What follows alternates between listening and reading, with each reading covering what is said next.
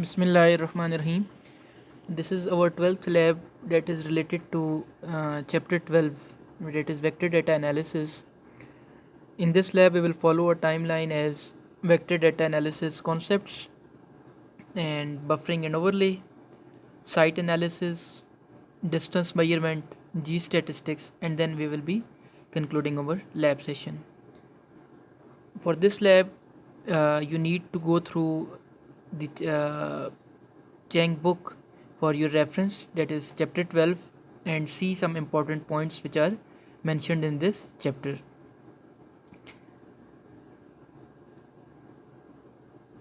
We will start from the lab part.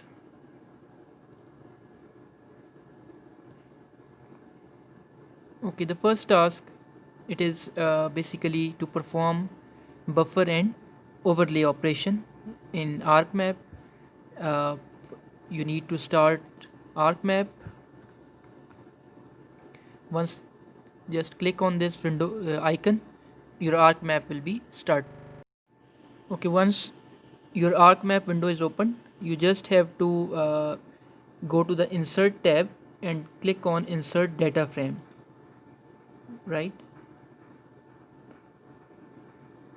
Here I have already inserted 4 different data frames. It's like this. For example, this one is new data frame 4. Just go to right click and go to its properties, go to the general section and rename it as task 1 or task 5, whichsoever task you are going to perform. So as in this exercise we have 4 tasks, so I have already created 4 different tasks here.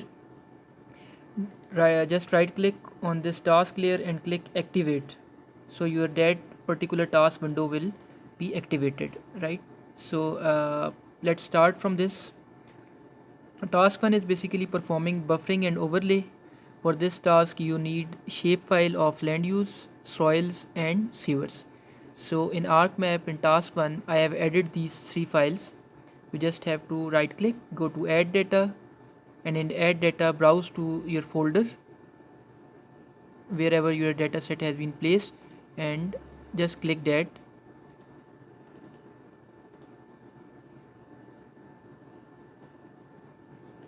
Okay, here I can connect my folder. For example, this is this PC. See wherever your data has been placed, right? So for example, this is chapter 12 dataset, so I can connect to chapter 12, click OK, and here I can simply press Ctrl and add 2 to 3 different layers and add them. So here you will have sewers, land use and soil shapefile, right? So let's analyze one by one all of them. Okay, the first file, that is sewers file, right? It is simply a line file. If you see its attribute table, you will have starting node, ending node, left polygon, right polygon, some ID and diameter, etc. The next file, that is land use file. It may be some land use map, for example in having some land use ID and land use code. It is already data has been created, urban area, soil, vegetation, etc. The third layer is soils layer. For example, if you see the attribute table, here you can see the soil code, so it will be classified according to this soil code. So these are 3 different layers. I have here changed the symbology. For instance, if you add the data first time and you don't know how to change the symbology, just right click, go to the properties tab. In properties tab, go to symbology, and in symbology go to the categories, unique values. For example, here using land use code, I have classified this data. You can change the color ramp as well and click OK. Your data will be displayed accordingly, right? So don't get confused with this visual representation of the data. You can just change using properties tab. Okay, coming to the task now. The first task, that is basically perform land use. Okay, here preferred land use is brush land. It asks you basically to simulate a real world problem, right? That is basically using buffering and overlay. and it demands that you have to select certain land use, right? And that should be land use code should be 300, and soil type that should be SUIT, that some field that should be greater than 2, and it must be 300 within 300 meters of the savers line. So there are different methods to perform this task. For example, you first select from attribute and select LU code equals to 300. Then you select suit greater than 2 in soils.shp. You simply combine and then to perform some overlay operation. Let's follow this guideline which is mentioned in these steps. Okay, first is to buffer sewers, right? So buffer is operation, that is a vector operation basically. If you go to the search tab, this is our search tab. Here you just have to type buffer.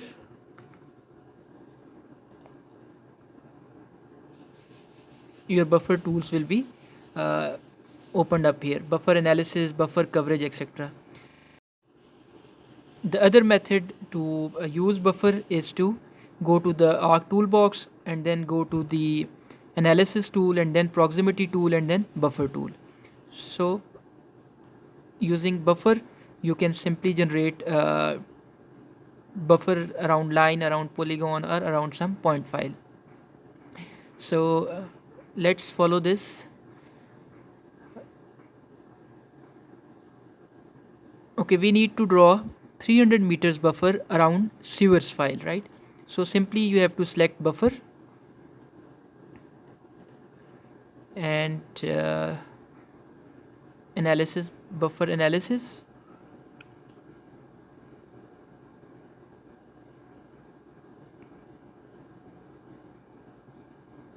The tool takes some time to open.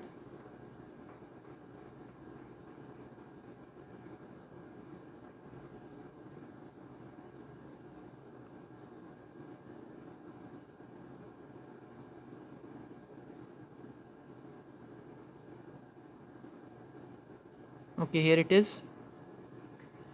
Now in ArcMap, as you already know that each tool's description is provided here, right?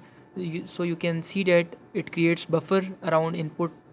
If there is point type, line type, polygon type, it will create.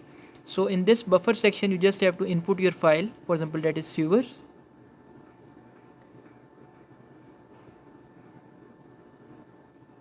and then you have to define the path, and in this distance you just have to type 300, and if it asks for meter you just have to select the unit meter. And here you have side type, what type of buffer basically you want. The side should be uh, full left, or either you want buffer only on the right side or on the left side. Then there are different other options, right? In dissolved field you can check all of these fields or select none, right? After setting the fields you just have to click OK. I have already generated a buffer over here. I will just show you how it looks like. Okay, was my sewers file here, and this is a 300 meter buffer that was generated around this sewers line, right? Okay, the next task is to overlay soils, land use, and sewers buffer file, right? So you just have to select the intersect tool to overlay these three files, right? So overlay can be performed using this intersect tool. In geoprocessing window this tool is available. You just have to select your features. For example, I want sewers buffer, I want land use, and I want soils, right? So these three files, they will be intersected, right? In intersect, if you see the description, for example, the overlapping area or the common area between the three files, that will be generated as a result of the output. You just have to name here the field, and the rest field, they will be remained as it is, and click OK. Here I have already generated intersect, right? So this is my common area which I got as a result. Okay, the next task is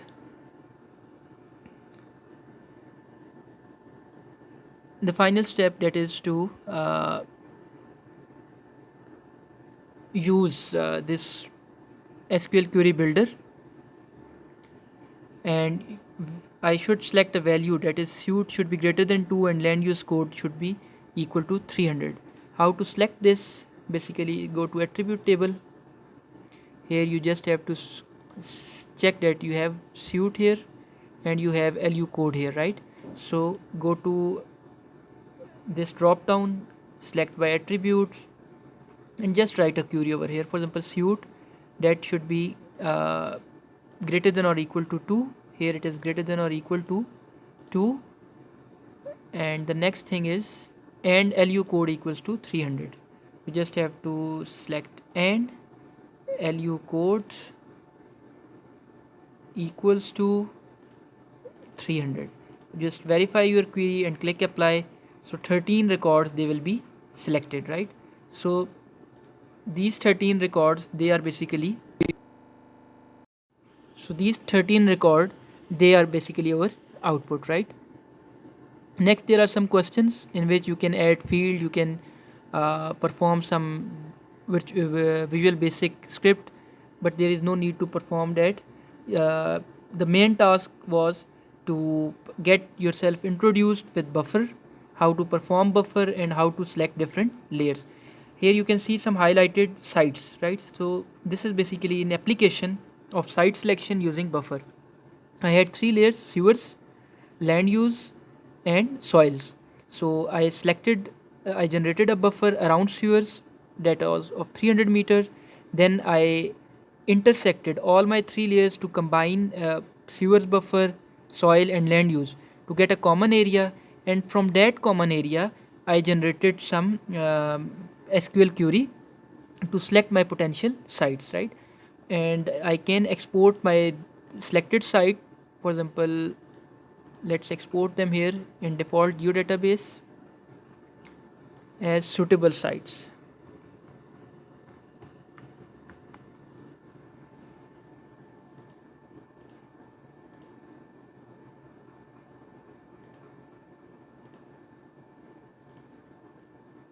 So these are actually now my final sites which are selected after performing the uh, buffering tool and analysis tool. So this is an application of site analysis or site selection using vector operations, using vector, using buffer, and using intersect. I hope this is clear. Now let's move on to the next task, that is task 2. Just have to insert the data frame and name it as task 2.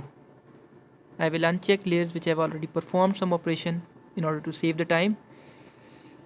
Okay, task 2, it is basically overlaying different files. What you need is basically a boys fire, fire 1986, and fire 1992. These 3 files, they are basically present in the feature classes in the region feature dataset of boysfire.mdb. Here you just have to click add data,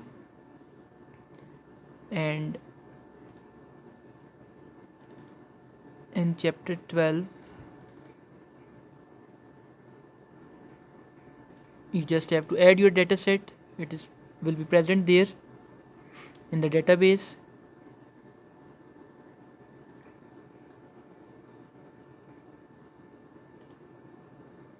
Okay, I have added here fire 1986, and uh, this one, it is here. Okay, this data set is present in some different folders with chapter 11 data, right? So I just have added from this regions feature dataset fire in 1986, fires in 1992, and boys fire. So these 3 different shape files are actually here. The green one, they are 86, yellow one, they are 92, and this polygon, that is boys fire. You can change the symbology by going to properties symbology tab. What needs to be performed is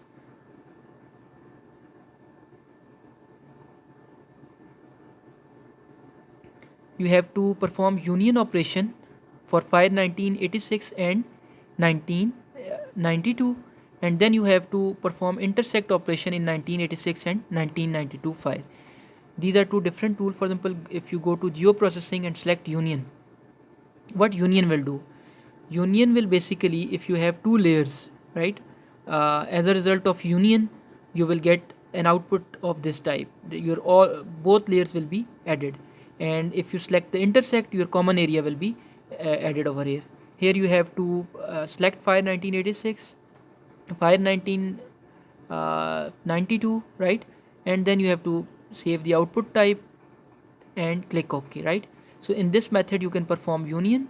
In order to perform intersection, you just have to go to the intersect tab, input your layers, name it, and click OK. Here I have already performed file 1986 intersection, and let's change its symbology so that it is represented well. So these are some intersection points which I got as a result of intersection, and these are some points which I got as a result of union, right? So in union operation and intersect operation, so union operation and intersect operation, both of them, they can be used to fetch the data. If you are interested in common data, you have to select the intersect tool. If you are interested to get files that are present in both, so you can select the union operation, right? In geoprocessing, if you go to the union tab, you can actually see a good description right over here, right? Okay, the next task, that is basically, here it is, task 3. It measures the distance basically between deers.shp and edge.shp. Okay, let's uncheck these dataset and insert a data frame, rename it as task 3, click activate. Okay, here I have already added two files. One is deers and one is edge. This line file is edges, for example a road, and this is some deers location. What actually I have to perform is,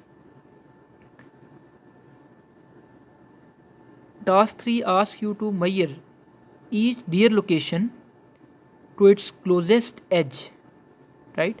So you have to measure each deer location with which point is close of that particular edge, right? For example, if you have a road with, so you have to select which point of the road is nearest to that particular deer, right? So it can be performed various ways, right? So we will first insert a data, right click deer, point to join and relate, and select join. Okay, if you go to the attribute table of deer, you can see FID, shape, area, parameter, etc. And if you go to edge, you can see edge ID, etc. So first thing what it asks you to do is to go to the deer. Okay, you have to just right click on deer, go to join and relate, and here you can see you have join as well as relate operation, right? So just if you click join operation, now earlier we used to join one table with another table, but in this exercise you can, instead of joining attributes from a table, you can join data from another layer based on location. That is very important thing, that you can use using location, right? In this input you can select your edge layer, for example, and then that result will be saved here. Let's follow the next step, what is written. Okay, here make sure that edge is the layer, and to join to deer, right click radio button stating that each point will be given the attributes of line that is closest to it, right? Okay, here you have edges and you are joining line to points, right? So basically edge will be joined to point, and each point will be given the numeric attribute of line that is that intersected, and here it is closest one. So you have to check this radio button, specify the output, and click OK. As a result you will get some layer like these layers which are actually highlighted here.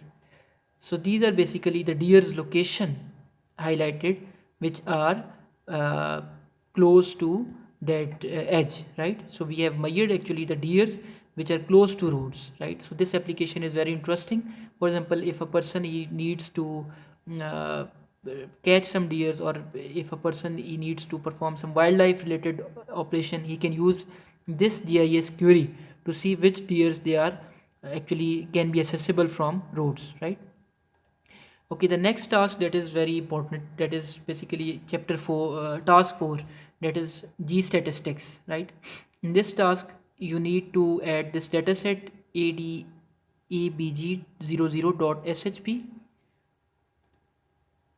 Here I have already added this dataset over here. Just click task 4 layer activate, it will be activated. This layer, if you go to the properties tab, I have symbolized it using graduated colors with field Latino, right? So when I have symbolized it, what is important to know, which values they are between 0.9 and 2.7 in red, and which values they are from 8.9 till 18.3, these values highlighted in blue, right? Okay, the next thing, uh, we have changed the symbology, we have used the Latino, and the next very important thing is to use G statistics, right? For first of all, you have to use high low clustering get order uh, tool in special statistics tool, right? Okay, here it is. Just type G statistics or G stats. Let's use it from here.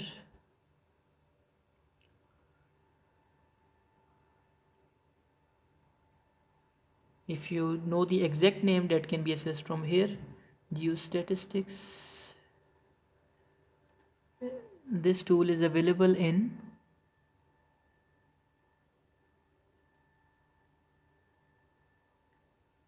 special statistics tool. Here we have special statistics, analyzing pattern, and here it is, high low clustering get order journal. If you click on this tool, you have to input your file, you have to input your field, for example Latino or Hispanic, whatsoever is mentioned over here, Latino, right? And click OK. Generate option, generate report, and click OK. Okay, the process is running here, and it gave me some error. Okay, if I'll perform it again, but go, if you have performed it successfully, you just have to go to geoprocessing and environments, not environments, results, uh, results, current session, and it has not generated report yet. Let's try it once again if it generates correctly. Okay, here the report has been generated, and you just have to click results and right click on report. It will be opened in your uh, Microsoft Edge or in Chrome. Now this report, it basically indicates the clustering. For example, here you can see that I have high clusters, right? They are found, and similarly you can see the Z score, that is 3.7, and p value, right? So to get a better insight of high low clustering, we need to go through the theory section of G statistics mentioned in the chapter, right? uh, the next thing is important. If you want to perform some hotspot analysis, right, you can perform some hotspot analysis. For example, uh, here in the search tab, if I type hotspots,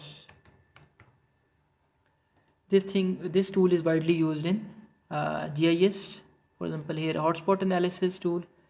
In this tool, you just have to select your feature and field. For example, I want to see the Latinos hotspot, and click OK, right? As a result, an output will be generated like this, right?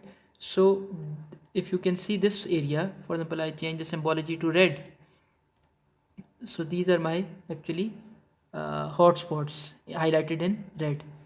Okay, let's change this one to red as well.